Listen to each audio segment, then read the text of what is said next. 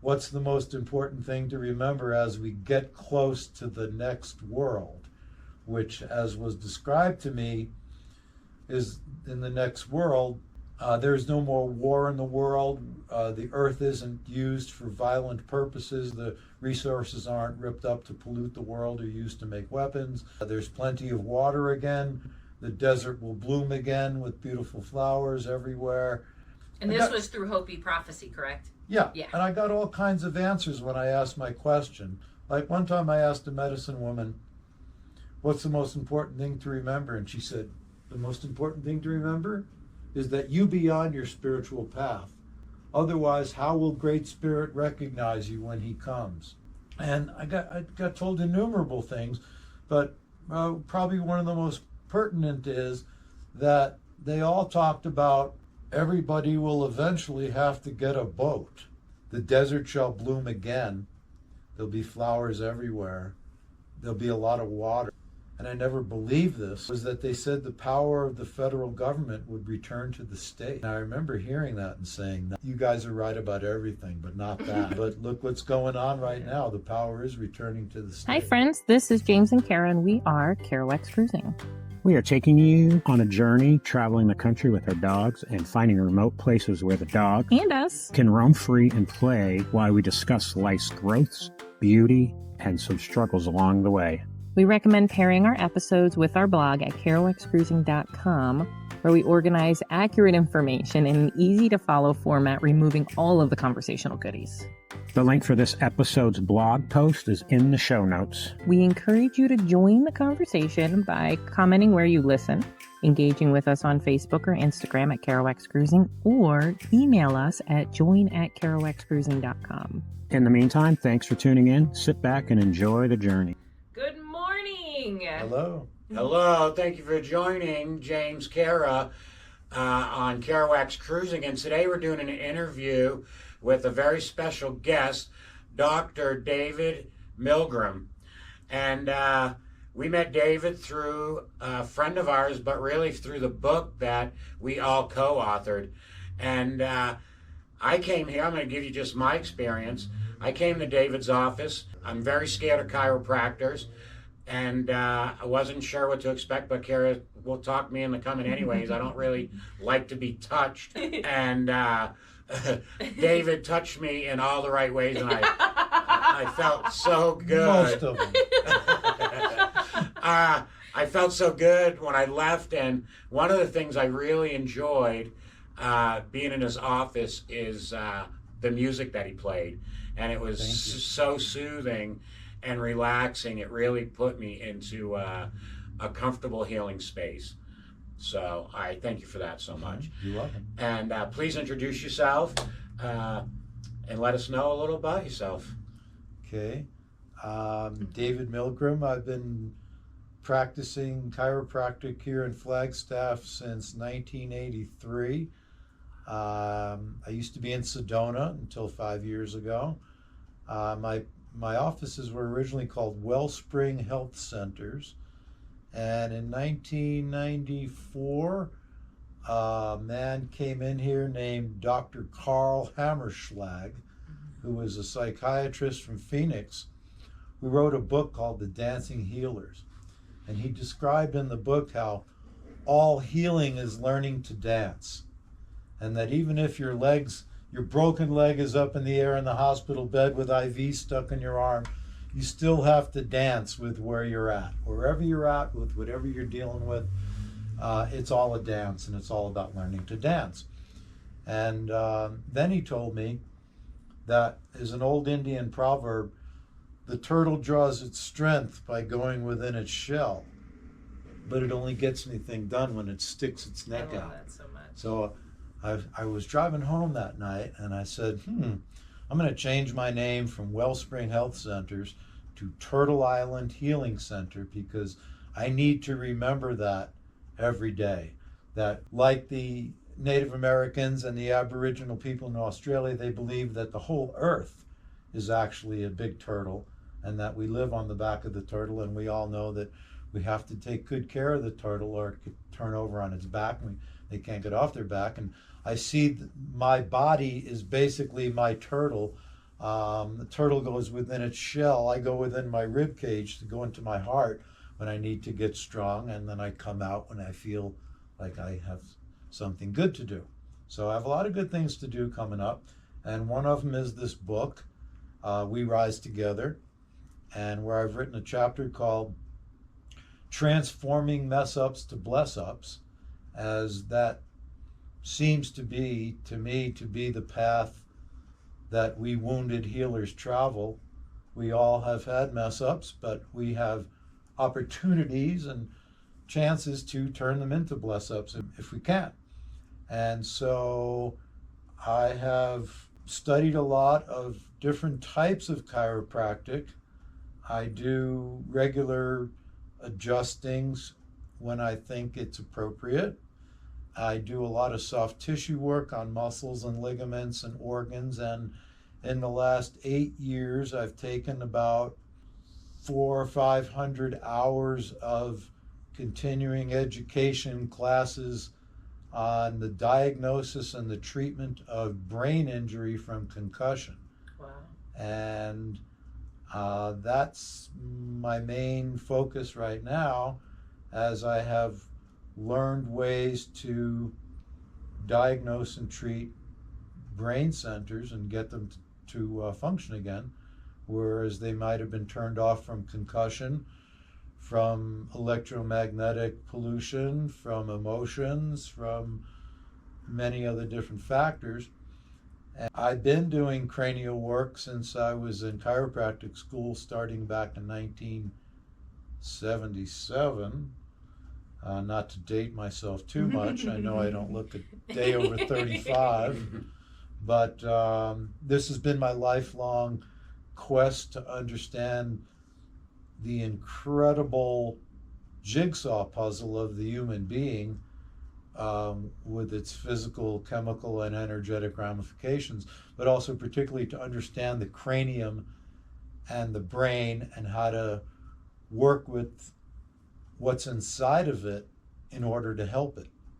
And so I've written a book over the last 10 years called Cerebrospinal Fluid Circulation, the Body's Most Intelligent Tissue. Subtitle, Surfing the Waves of the Inner Ocean. And the reason I wrote it is because the nervous system commonly gets the credit for being the great regulator of the body. Yeah. And when people get well, they always give the good doctor the credit, or their good nutrition program, or their exercise program, or their good genetics, or something, but you never hear anyone say, my cerebrospinal fluid got flowing again and repleted my nerve tissues, and I now have function of an arm or a leg or an organ or a brain center that I didn't have before. I called the cerebrospinal fluid the true great regulator of the body, because it is what actually regulates the nervous system to be able to give us function. Yeah. And it gives us that on 3 basic levels, which are structural, functional, and what I call energetic. Mm-hmm. So within what we call the healing triangle of causation and treatment, there's an energetic part of the triangle, there's a functional part, and there's a structural part. Well, I say energetic first because it's through energy movement that we are first created before we even have function or structure.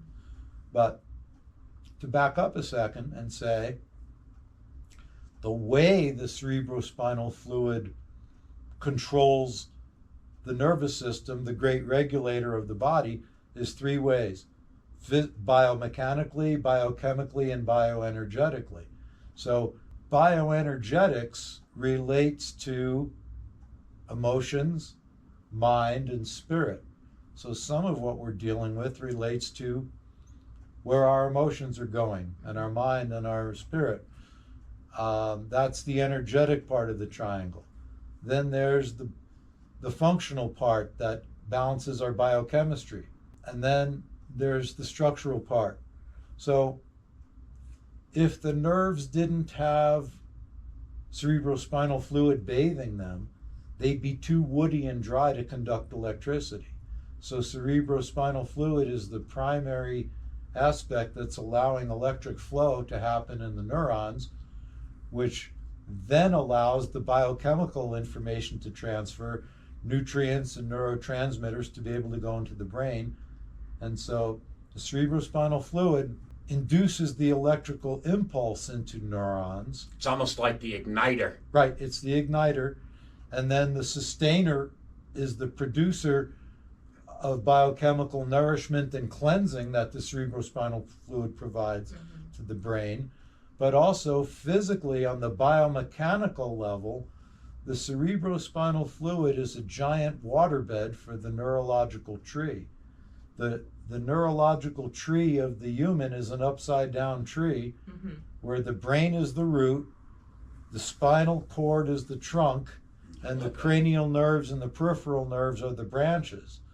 And that whole neurological tree weighs about 1,500 grams in the average human, if there is any anymore. Because the neurological tree bathes in the waterbed of cerebrospinal fluid, it converts the weight from 1,500 grams to essentially be felt by the brain as 50 grams. Oh, wow. And that yeah, 'cause that makes is sense. what allows us to dance and move and walk and not concuss ourselves with every move. So it is primary for biomechanical, physical stabilization Makes you wanna and drink more adaptability. Physical. Yeah. So then it provides the nutrients and drains away the waste of the nerve. So that's biochemical. And then it has the bioenergetic function of inducing the electric flow. So going back to bioenergetics could mean emotions, mind, spirit, but it could also mean electric influences, magnetic influences, and electromagnetic. Those are all energetics. When you study chemistry, you find that way before a cell undergoes a chemical change, there's an electromagnetic shift first. In the physiology textbooks, it's called cloudy swelling. So electromagnetics or energetics precedes chemistry. And so people's thoughts in their spirit, in their mind, in their emotions are a primary energetic that is dependent on cerebrospinal fluid like everything else. Yeah. So in the perennial philosophy of holism, it can't really be underestimated or overestimated or overstated or understated that the real job of the holistic healer or anybody who's working to help themselves or anyone else is to cooperate with what the healing force is trying to do and work with it. So that's why we want to induce our own electrical current bioenergetically with positive thoughts and visualization that is helpful to us, even using auto-suggestion to induce the kind of energy flow that we want. The cerebrospinal fluid also has deep connections to the pituitary gland and the pineal gland, as they can both feed hormones directly into the third ventricle. So the cerebrospinal fluid is really an endocrine regulator as well as all the rest. And it controls the immune function of the brain. So the work that I do in chiropractic and cranial chiropractic is working on the structure of the spine, but also working on the structure of the cranium to influence the brain structures by moving cerebrospinal fluid. Now that fluid flows through the whole body. Yes. Down your spine. Right. So when people get back injuries and stuff, does that fluid stop and it doesn't? Is that why some people get paralyzed, because they don't have the fluid running through? That can be oftentimes happening, because when people get injured, sometimes the blood supply shuts down. Sometimes the cerebrospinal fluid in an area can dry up in a nerve. The miracle, the magic is that even sometimes decades later, a concussion can be corrected. Wow. Sometimes you do a million things to try to get one effect and you can't do it because the body has its reasons why Yeah. it's encumbered and limited. Other times you do one thing right for someone, like correct a brain center, and it can correct every other function because every other function was diminished because of that. You can't always get that response, but sometimes it happens. And in chiropractic, we call it a hole in one. HIO. You did one thing and it was perfect, and it took care of everything. But I've learned sometimes it's a hole in one that starts with a WH. It's not just a hole, it's the whole being. So for example, a woman came in here about 3 years ago from up near Grand Canyon, and she had concussions when she was a little girl. She had a major concussion about a month before I saw her, and she said her friends were laughing at her. She couldn't remember names and nouns. She couldn't add. She couldn't think. She couldn't plan. Somebody told her about me. She came in. I corrected her right hemisphere of her brain, which most women are right brain compared to most men, left brain. Right brain relates to creativity, free association, ability to trust your intuitive hunch in the moment without hesitation. Music, even though music's all over the brain now, they find, but they also have found that, or my teacher teaches that the right brain is also responsible for the ability to have fun and the ability to be happy. So I corrected her right hemisphere on this woman a few years ago. She jumped off the table and said, "You got me, Doc. I'm better than I ever was in my whole life. I think you corrected the concussion I had when I was a little kid." And I was like, I don't know about that. Come in next week. Let me check you. And I talked to her every month ago or so. She's still flying. Like I said, you can't always get that, but it can happen. Listening to you talk about your chapter in Together We Rise, your upcoming book, how you were able to just, obviously this is a passion of yours. What I think is so beautiful is in your other book that you were a co-author in, the Shamanism and New Millennium. Yes. Yeah. You had talked about how I think you were either a late teens or early 20s, maybe it was a college trip with a friend, you were camping, you guys had headaches, and you just started intuitively pulling at your... No, it was, I went to an ELP concert in MSG in NYC. I went to an Emerson, Lake and Palmer concert in Madison Square Garden in New York City when I was about 16, I think, or 15. And my friend and I sat next to these ginormous 40-foot high speakers. And when we got back to the suburbs afterwards, about 3 a.m, my friend had a headache, and I had a bad headache, and it was right in the temples. So I knew nothing about anatomy. I knew nothing about what I wanted to do in life. I had another healing experience with a squirrel that I describe in there, but I didn't really know any anatomy or what I was doing. Still don't, but fake it. But anyway, got home to the suburbs around 3 a.m, had a terrible headache, and I put my hands on my temples, just like everybody does when they have a headache. And then I was like going like this, and then I went,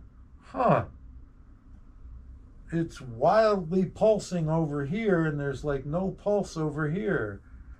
And I went, I wonder if I tilted my head that way, if it would make a pulse over it. Wow, it actually picked up the pulse. And then I kind of heard in my head, if you can get those pulses to balance without tilting your head, your headache will go away. And I said, when I get those pulses to balance, the headache will go away and I will get to sleep tonight. So I just kept going back to here, and then something would say, you need to like rub it right here, or you need to tap it right here, or you need to breathe in and go like that, breathe in and go like that, or you need to push it back, or you need to rub it or tap it, and I kept going back to the temples as like an indicator and a guide, and I went, whoa, that actually helped. Whoa, it's almost balanced. And then I played with it some more and worked with it, whatever, and the headache went away. And I had no idea that I was working on the sphenoid bone. I had no idea that I was doing Chinese pulse balancing. I had no idea about if the cerebrospinal fluid is in there. I knew nothing, but I just followed my intuition, and it worked. So then the next morning, my friend, who was an insomniac to begin with, hadn't slept all night, and he still had a bad headache. And I said, oh, I learned something recently, like 4 hours before. I said, can I try it on you? And he said, sure. So I felt his temples, and he had a wild pulse on the left side and not on the right. So I went, tilt his head and see if that helps. What do I do to get it to balance with? And I did whatever I did, and it worked. So then I was like, wow, I could do something with these hands. And that showed me. And then a year later, a friend told me what chiropractic can do. And I'd been studying foot reflexology and learning all the points. And I decided to become a chiropractor so I could be an acupuncturist. But then once I got to chiropractic school, I learned about cranial work and how you can sometimes fix the brain. And I said, I'm going to learn this cranial work. And so I went to as many seminars as I possibly could about everything cranial related in the 80s and in the last 10 years. I've been doing the same thing. And it's a long and winding road, but I'm glad I took it. Yeah. If I knew 10 years ago that my book on cerebrospinal fluid would take me this long to finish, I never would have started.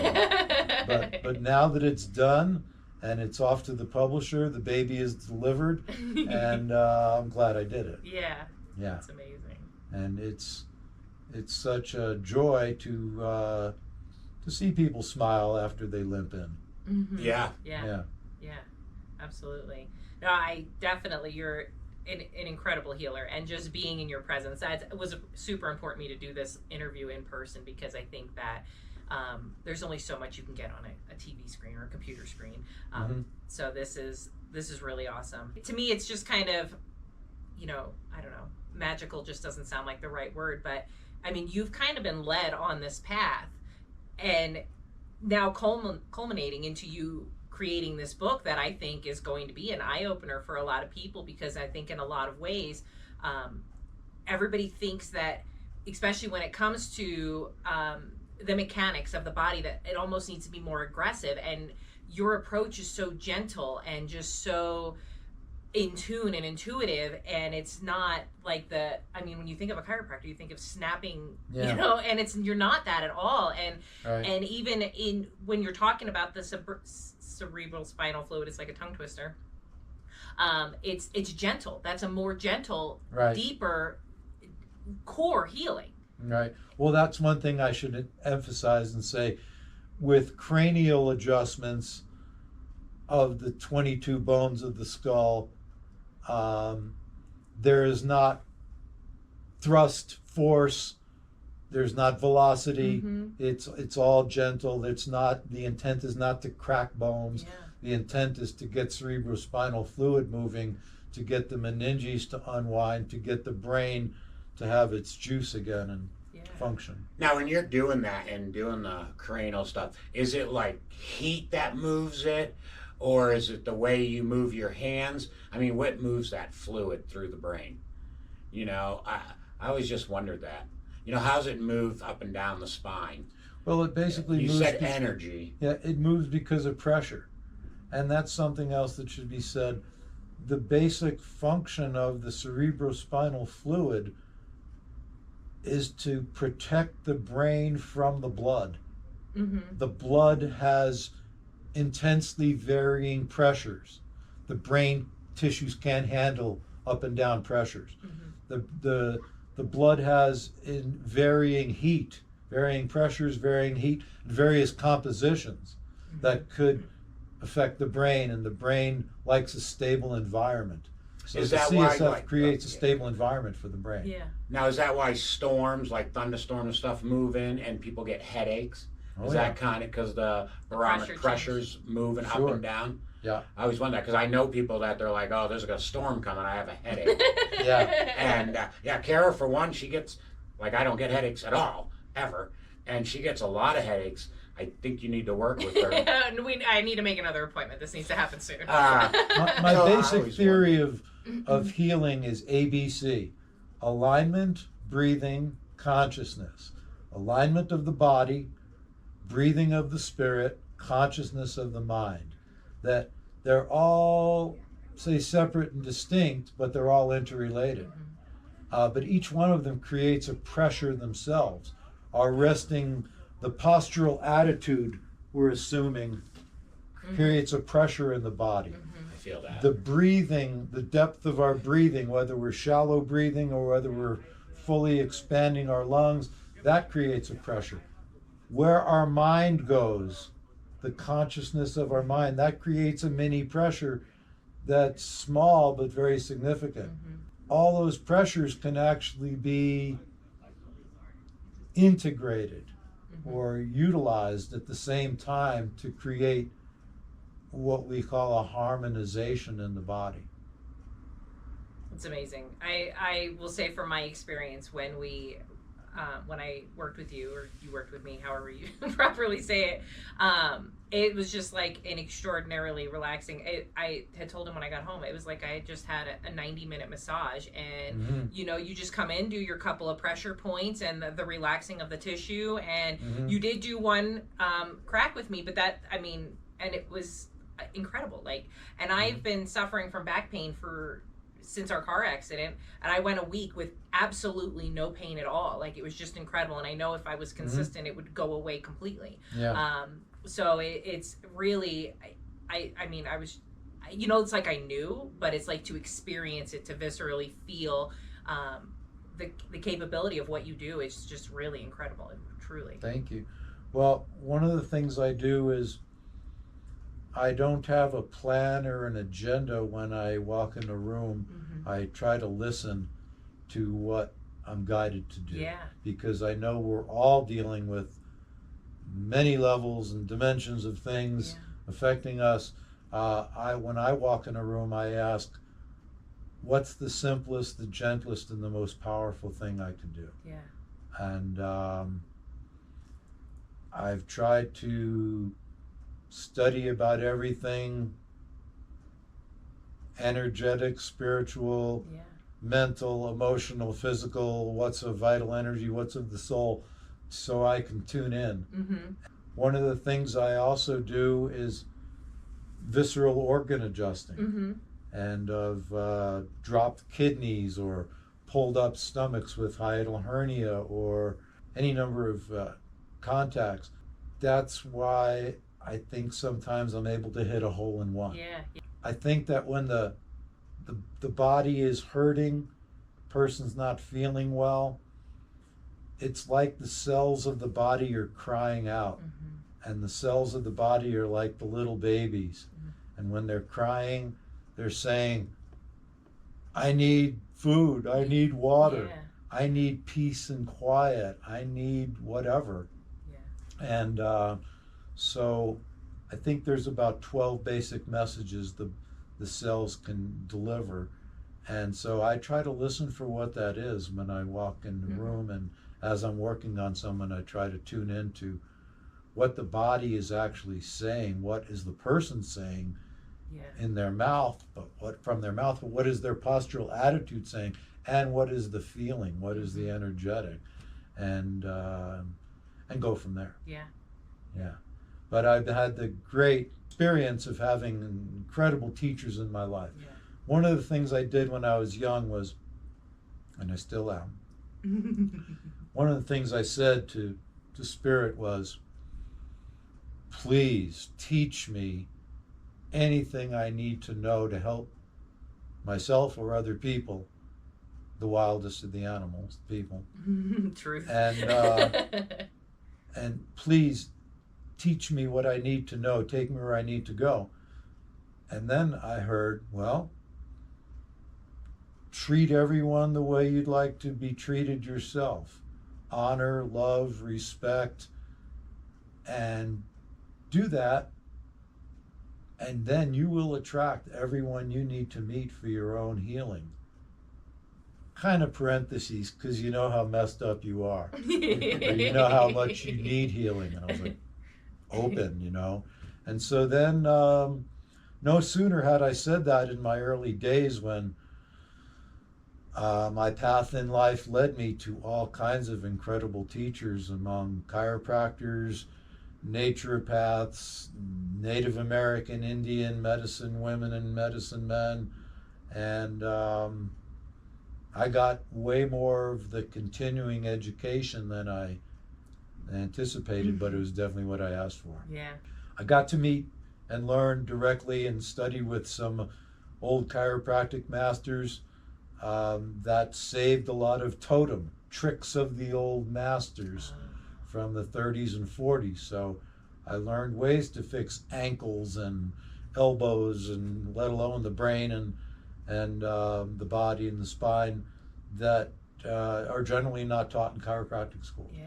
Some of them are of bone adjustments, some of them are soft tissue ligaments, muscles.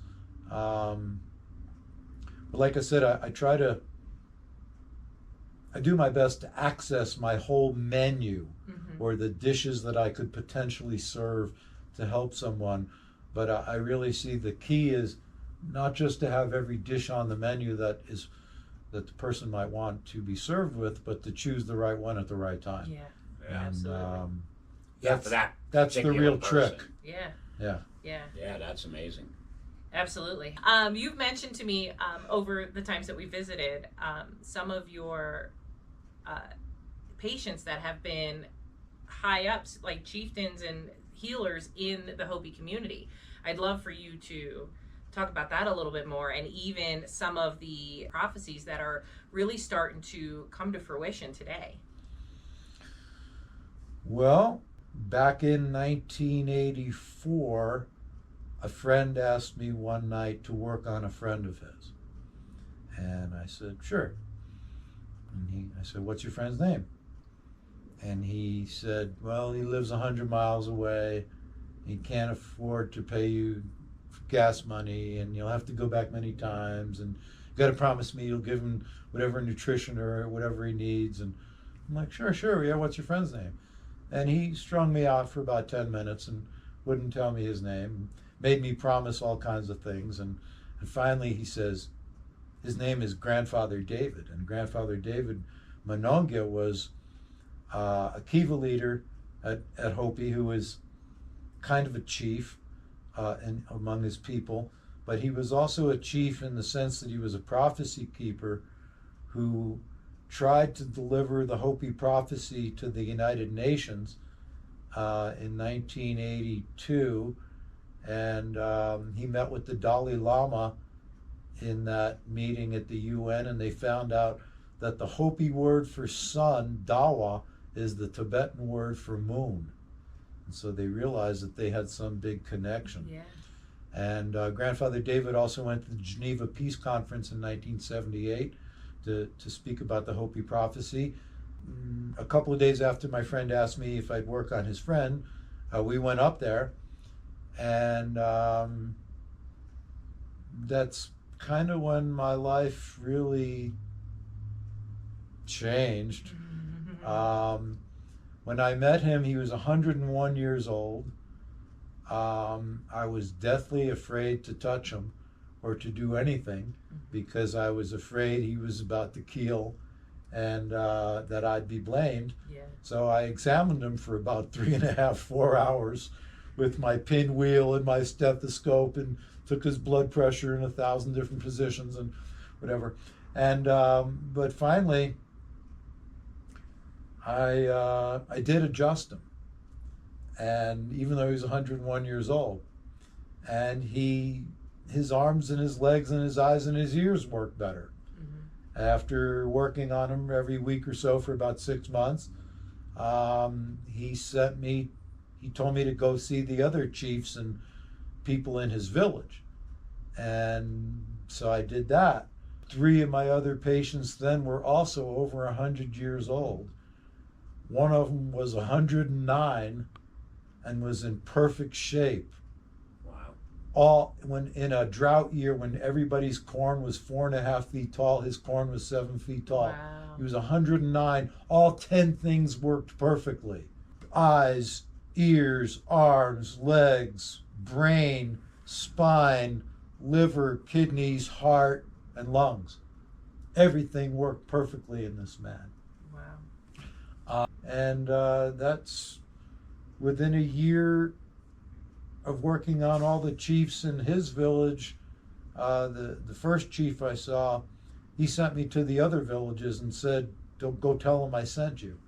And that If was. you're not familiar with Hopi culture, they're very protective of their grounds. They don't let a lot of people in that they're not familiar with. You have to kind of almost be initiated. So that's scary. We know a little about that. Yeah. Even for like their big dances and stuff. Yeah. Yes. They don't let just anybody go No, observe no. those. No, so that's No. scary.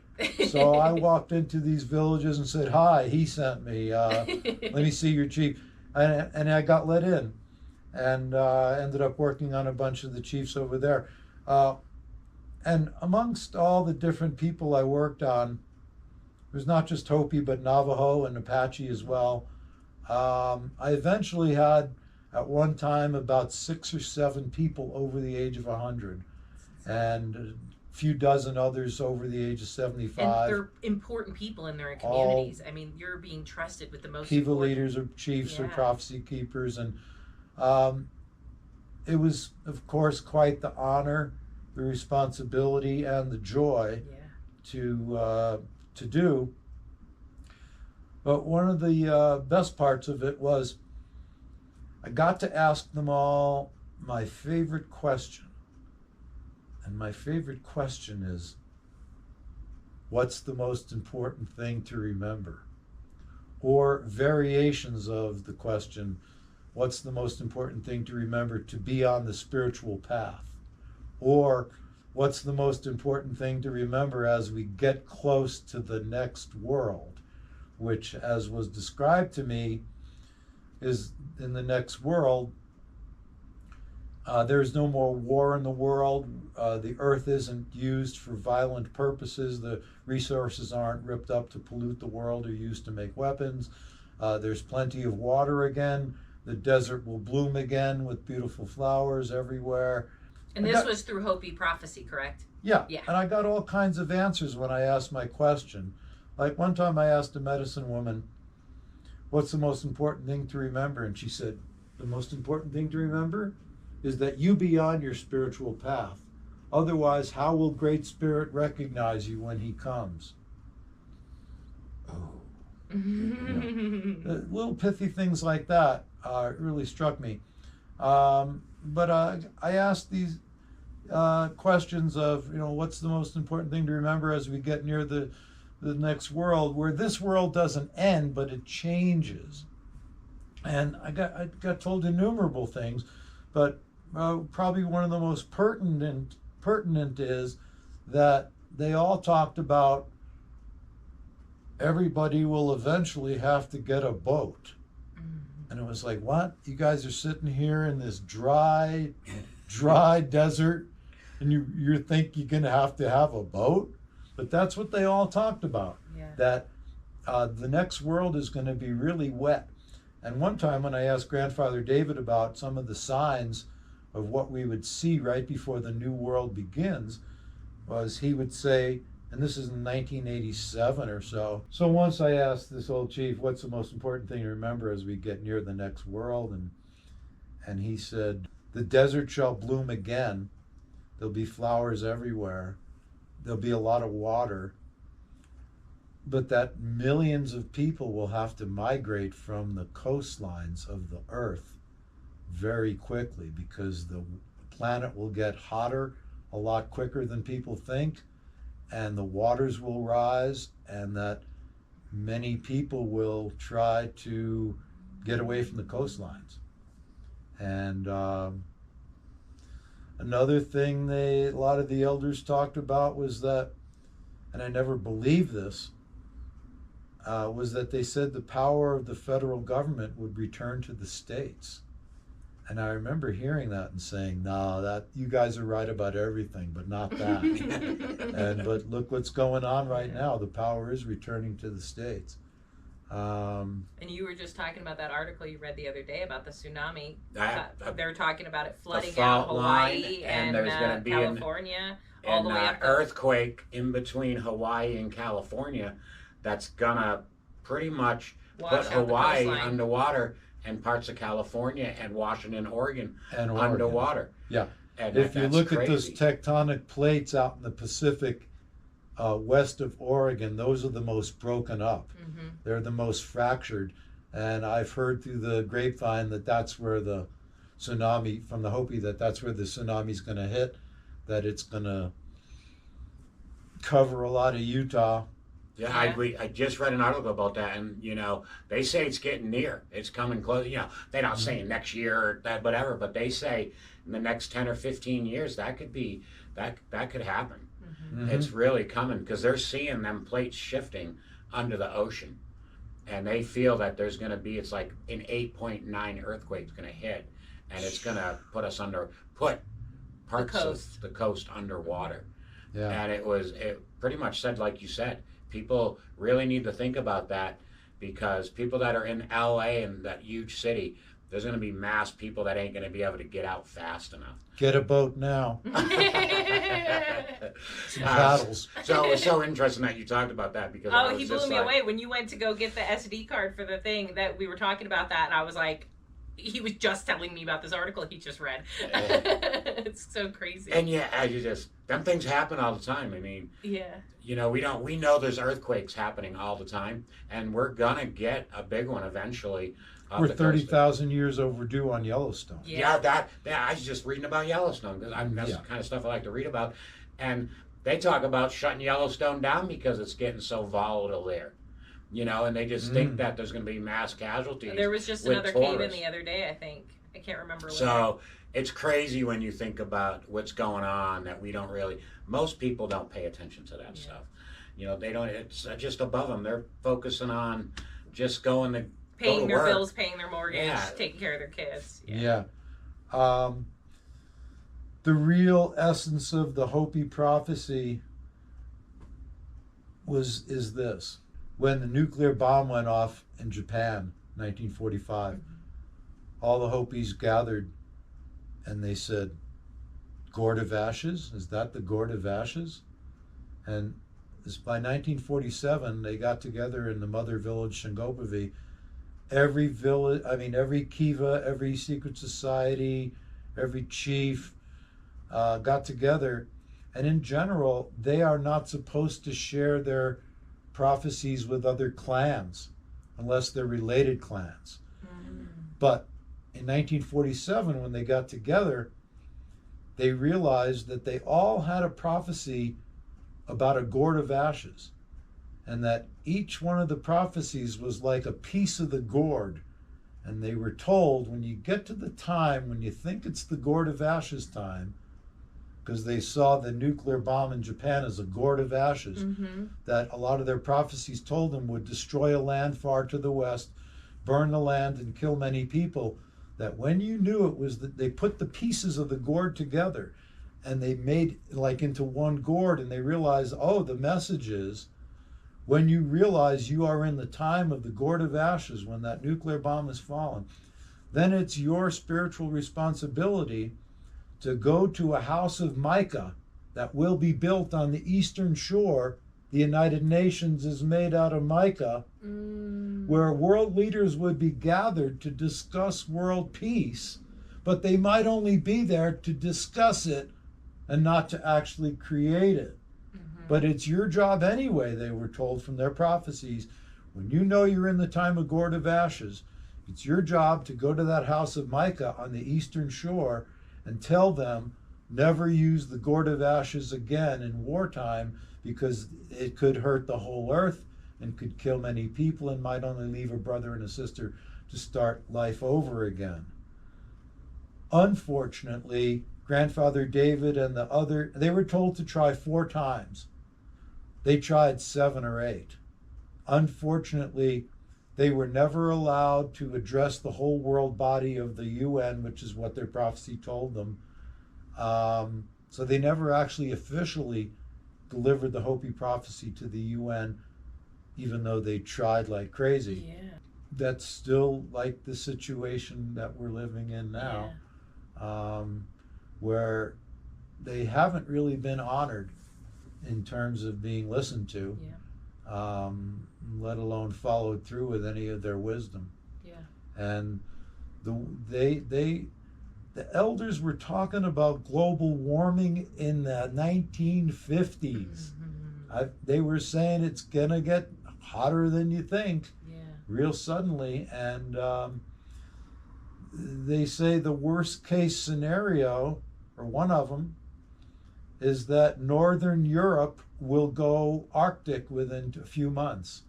Wow. And if it's a worst case scenario, the northeast of this country, of Turtle Island, will also go Arctic. And look what's happening with the, what's it called, the meridional Atlantic current. It's getting broken up. Yeah. And that's what keeps the northeast in Europe warm. Yep. And so see that going on. See, all these things they talked about, they're all coming to a head. Something that amazes me, that it kind of ties in, but it does go off a little bit on a tangent, and then we should circle back to that other question, or whatever you were just going to ask, sorry. One of the things that amazes me is when you think about colonialism, you know, that's obviously what the native traditions across this entire half of the world was affected by, really the entire world. They came over here trying to escape oppression and to find a new life, and then instead came and oppressed the people who were here and forced their viewpoints on them. Where, could you imagine how much different this country and this world overall would have been if we would have embraced their traditions and learned from them? And intertwined it with their own. And I mean we would all be living in earthships, you know, like it would just be a completely different planet, really. Because what the Indians believe and what they're taught and what they love to do, if someone comes into their land, they like to take care of them. They like to feed them and give them a good passage through. And as one Indian elder said, you wouldn't go into someone's house and just rip it up and take their things, but that's what colonialism has done. They want to be in good relationship with us and with all life, and you can only imagine how it will be when there is no more war in the world and the religion of capitalism has had its day. It's interesting. Sorry, and then I'll shut up. I've dug pretty deep into Grand Canyon history, and with the Havasupai Native Americans and the settlers and the miners that came there, and the miners would not have been able to survive if it wasn't for the Havasupai natives helping them do so. There was no water. There was no, they had no food, no way to grow crops. The soil is trash. So they needed the Havasupai to survive. It wasn't until 1919, and really it was officially 1920, when the government took over the Grand Canyon and literally ripped them out by their hair of the canyon, that everything changed up there. It totally changed the culture up there, and now it was us versus them, where it used to be a cohesive collective society. It's really heartbreaking to see those things, even that recent. I mean, that's just barely over 100 years ago. The Hopis say that the Havasupai are stray Hopi. Oh, yeah? The Havasupai say that the Hopi are stray Havasupai. All of the native traditions and the cultures are, point fingers at each other or have different stories that contradict each other. Because I think I was told, when I grew up on the East Coast, I was told that the Hopi were very violent people. And then you come here, I know. They were the most And when you come here, you learn that all of the other nations were actually violent against them, and then point the finger at them. So it's just interesting how, One of my friends says, a minister, says, when the white man came to America, there was no better demonstration, illustration, living reality of Christianity than how the Indians were living, Yeah. with honor, respect, Yes. do unto others as you would have them do unto you, unless you're a masochist. Fair. That they were, they heard the white man's teachings and they were like, Yes. excuse me, that's what we're already doing. Yeah. That's what we're taught. Yeah. And, they They weren't. just weren't dressing the same and doing the same. It's Yeah. heartbreaking. I will tell you, I hiked down to Havasupai Falls and stayed down there for 3 nights. And them people were so welcoming, and we had the greatest time down there. Mm-hmm. And then hiked out, so. It's the Shangri-La of Arizona, Yeah, you're right. of the world. Everybody should go down there. If you can get a pass, people should hike that. But they were welcoming. They shared everything, and it was a great experience me and my son had. And that was over 10 years ago. It's 2013, I think. 2013, yeah, 2012. Yep. So, and they live a very peaceful life down there. And they're growing their own food and have their own donkeys and have their own cows, and it's a different world down there. Yeah. It really is. So I was blown away by it. So when I think about chiropractic medicine and what you do here, and you've been doing it for a long time, since 1983, well, doesn't that take a toll on your body? Doing it. I know I work on Kara, and in 20 minutes, my hands, I can't even do it anymore. So I don't know how you do it All for day. 8 hours a day. And do you go home and do special exercises? Or is it because that's what you were born to do and your body just accepts it? It's different at different times, but I try my best to take care of my body biomechanically. I move, I stretch, I breathe, I try to eat right, think right. But I always say, when you're really behind your true spiritual purpose, it's like a wind blows up from behind you and moves you along. If you're not really on your purpose, or you're hedging, or you're wondering, your energy doesn't really move. But when you're really into what you're doing, you get energy. Yeah. And even if it makes you hurt or wipes you out later, you're glad you were able to help that. Well, that's like person, any, like I have a hard day at work and I come home and I feel accomplished and I tell her all the things I did. So I guess it's like that. You just get through the day because you're excited to help people or help move. I help a lot of our neighbors is what I've been doing. And I have to try to find their dream. What are you really trying to do here? Yeah. And then I try to make it happen. But then when I do finish, I'm like, it makes me feel good. So it's kind of like the same thing. Yeah. I don't really do anything specific, say, that anyone would know. I do Milgram yoga. And it's ABC. It's alignment, breathing, and consciousness. But as I was getting at before, you can talk about body alignment, spirit, breathing, and mind consciousness as separate and distinct, but they're really interrelated.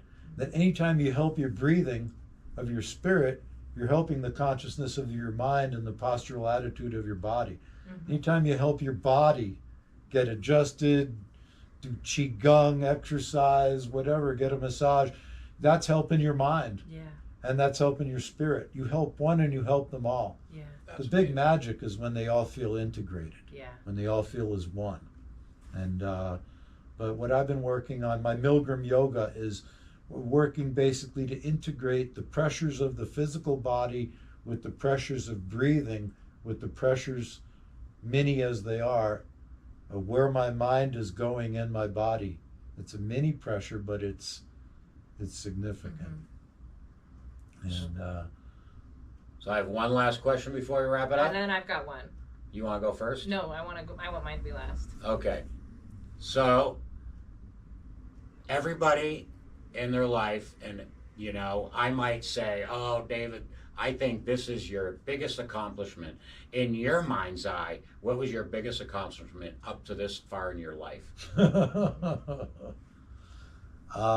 Still being alive, maybe. All right. I love that. Still being half functional.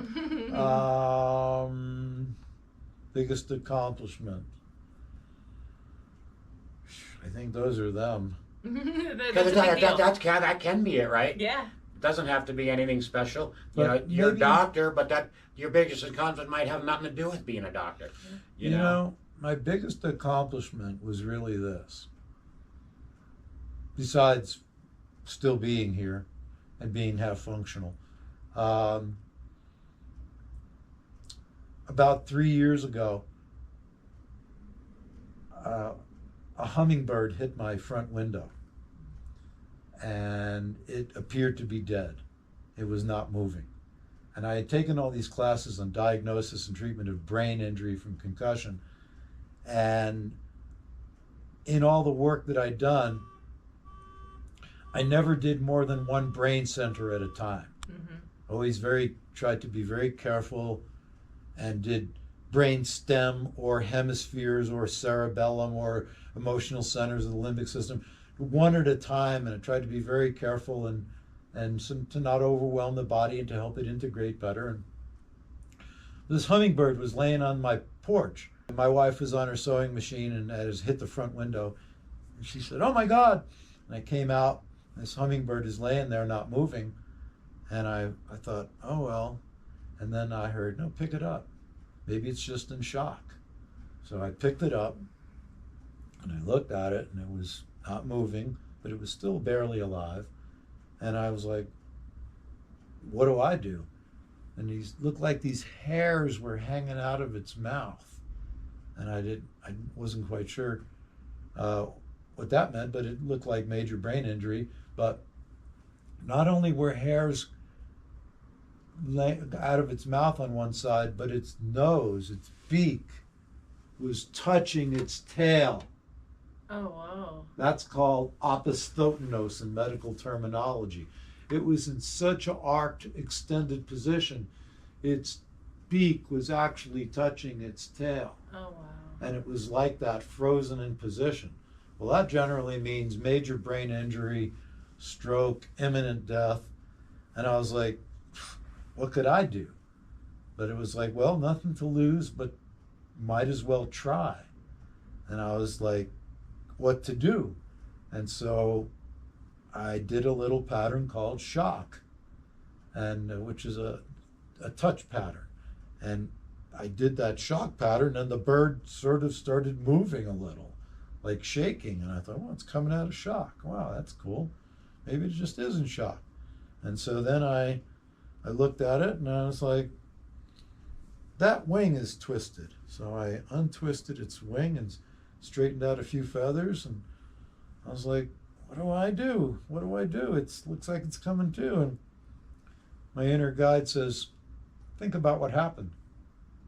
That bird hit the window, boom, and it smashed its hemisphere, its brainstem, and its cerebellum at the same time. Now in boxing, there's a contra coup effect. If a person gets hit here, they get the brain injury back here. Get hit here, get the injury here. I was like, well, I've only done one brain center at a time. It said, well, you got to fix all three at the same time because they all happened at the same time. And I was like, I don't know how to do that. I've only seen my teacher do that. I don't do that. And it said, well, that's what you got to do. So I couldn't do my basic muscle testing on the bird, and I wanted to. So I had to intuit and trust my fingers, and I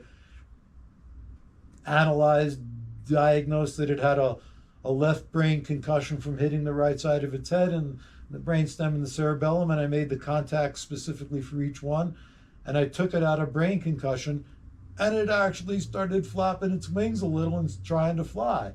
And I was like amazed. Yeah. Like, oh my God, this is actually working.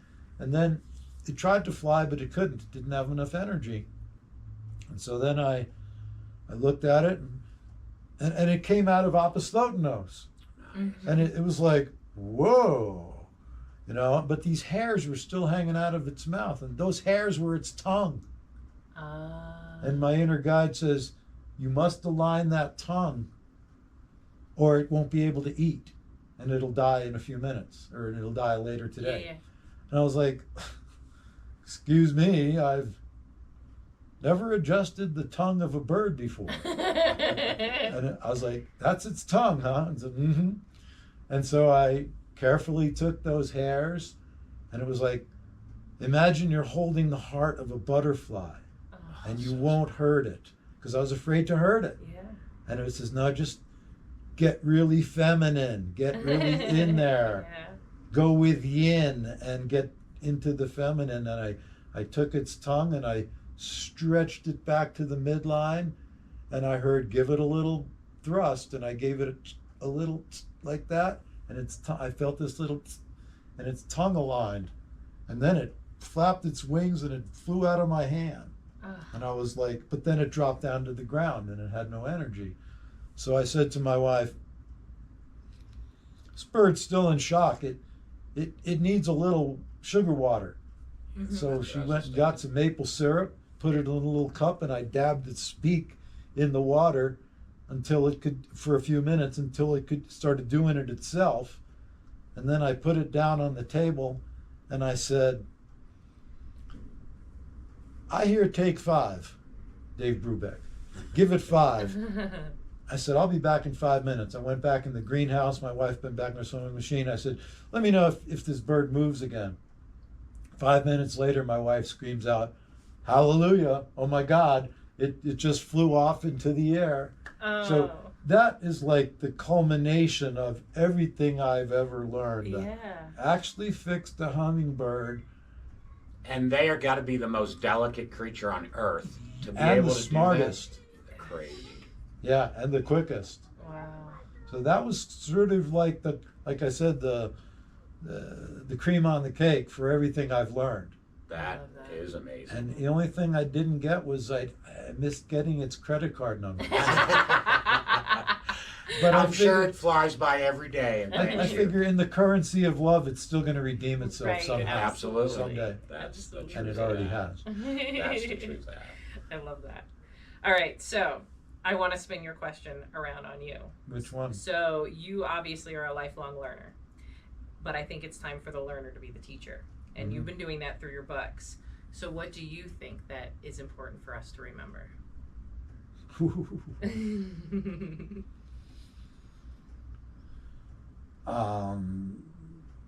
What is the most important thing to remember about, in general, healing, you mean? I think the road of life, the journey of life. I don't know, that we have the power within us to transform, that no matter what has been